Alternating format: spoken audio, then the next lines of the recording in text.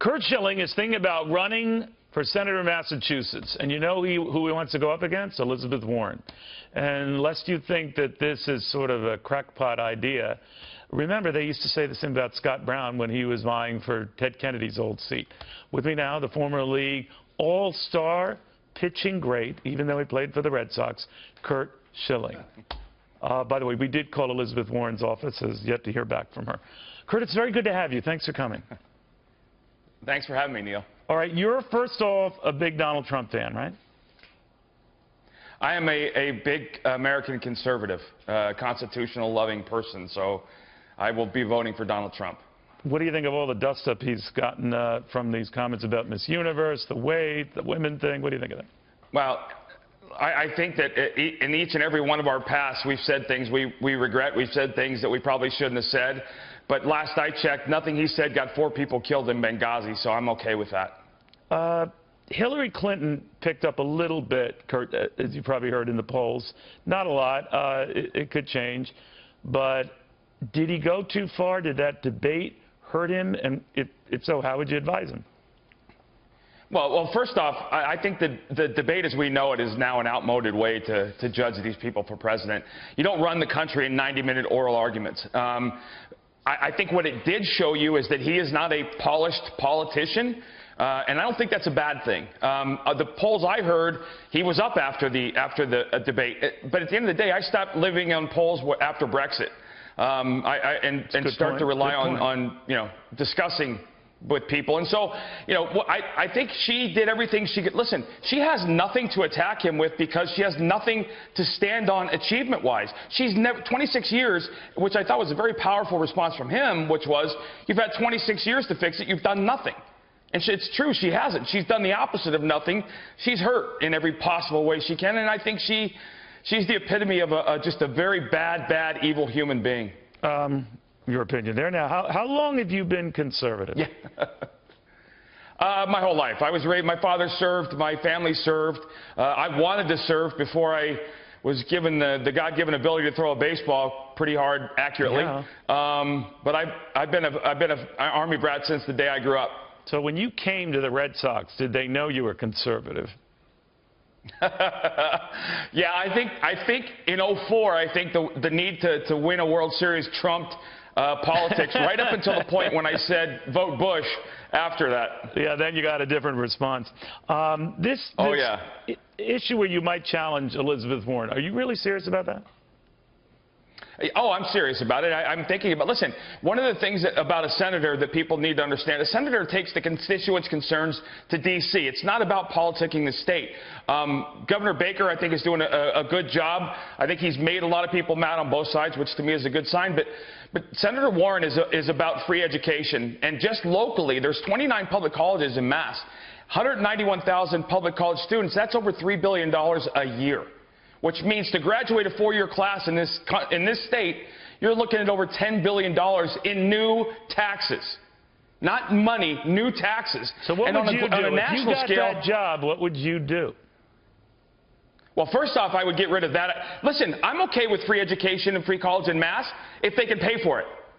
The federal government shouldn't be funding that because on a national scale, by 2020, we're talking about having 20 million college students in 2- and 4-year public universities at a cost of almost $5 trillion every 4 years of new taxes. That's money we don't already pay.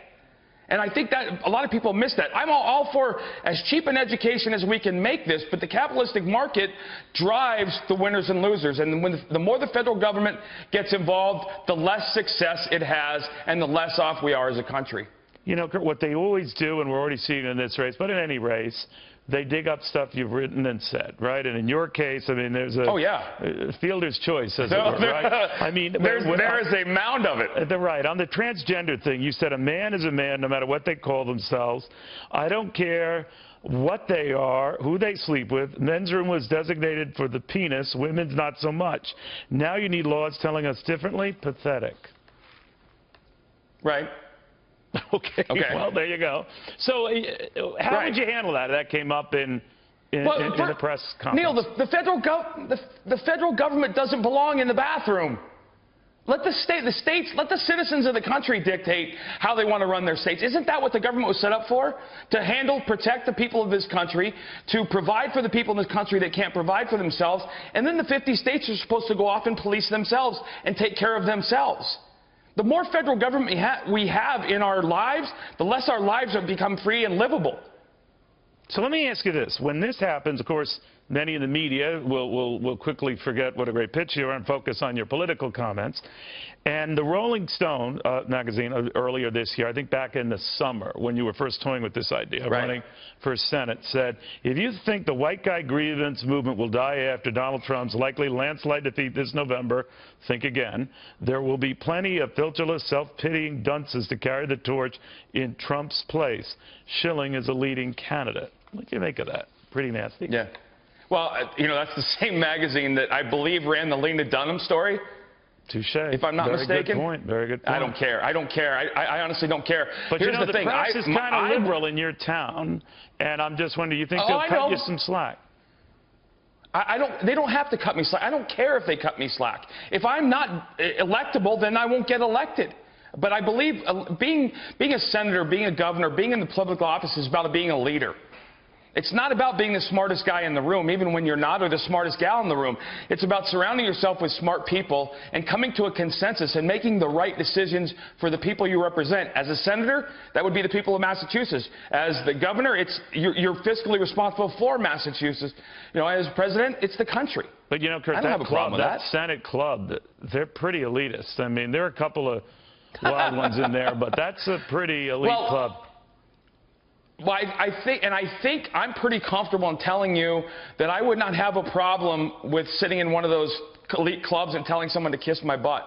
You know, as you work for the people that vote you in and represent you. You don't take your own personal agenda to D.C. You take your constituents' agenda as a senator. And so, you know, that club, I get it, but I think we're getting to see more and more non-politicians in politics. I believe men like Trey Gowdy. I believe men like Colonel Allen West. I believe more and more people that are leaders will rise to the top, because we can't. Listen, I don't understand how Hillary's an option, much less the candidate. I don't understand how she's not in jail. She is the epitome of white elitism.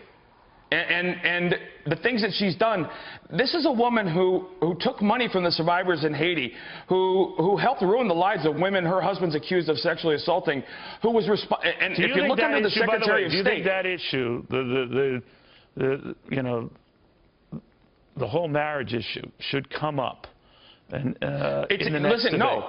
No. Not the fact that he did it. It's her role in helping destroy those women. I understand, that's where but she if becomes. Donald Trump brings it up, and he said he didn't for a reason that he didn't want to do that with her daughter there, family there. But it sounds like all bets could be off for the next debate. What then? Well, you know what, Neil? He doesn't need to use it. There's enough to get her on already.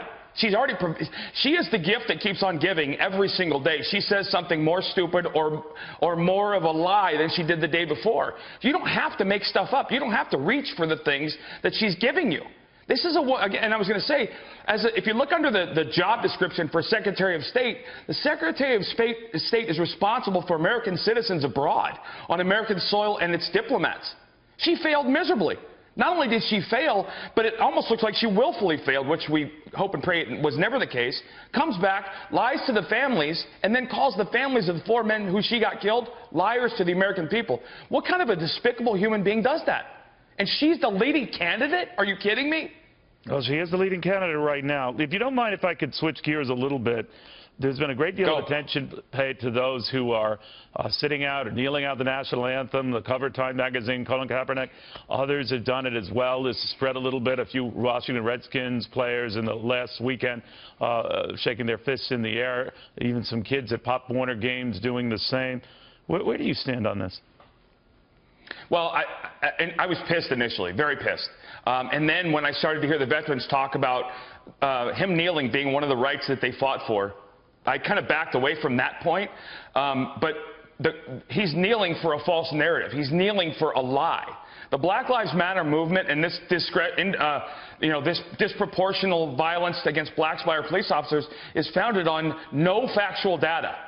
It's founded on the fact that every time there is an incident like this, or in the rare occasions that there is an incident like this, the media blows it up.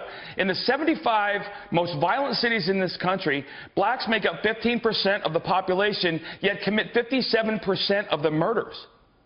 And listen, you and I can both agree there's racism in this country. There will be racism forever. You can't pass laws. You can't legislate morals. You're always going to have the bad apples. But in this country, we don't execute you for having bad opinions. We don't jail you for disagreeing or protesting. And that makes us different. Our founding document was perfect. Well, what would you, if you were running slavery, these teams, if you were running these teams and these players like Kaepernick and others do this, what would you tell them? Would you bench them? Would you? Oh, I would have no problem telling them that they'll stand for the anthem. You know what I would do? I would bring in veterans from Walter Reed and veterans that have served to stand on my sidelines every game. And any man with the lack of a spine to kneel beside a veteran, I don't want them on my team anyway.